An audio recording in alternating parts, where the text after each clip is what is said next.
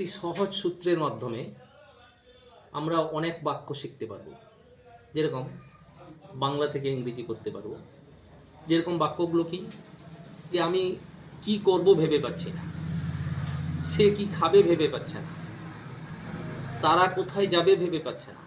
করার সময় একটি টিপস, একটি রুলস মনে রাখতে হবে, যেটার সাহায্যে সহজে আমরা শিখতে পারবো। এসো দেখি।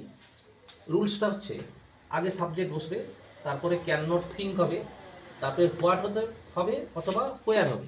হোয়াট বা হোয়ার কি বুঝালে হোয়াট, হোয়ার বুঝালে কোথায়, তারপরে কোথায় বুঝালে হোয়ার, তারপরে টু, তারপরে ভি ওয়ান। যেরকম I can not think what to eat, আমি কি খাবো ভেবে পাচ্ছি না, তাহলে I can not think what to eat. আমি আমি কি খেলবো ভেবে পাচ্ছি না, তাহলে I can not think what to play.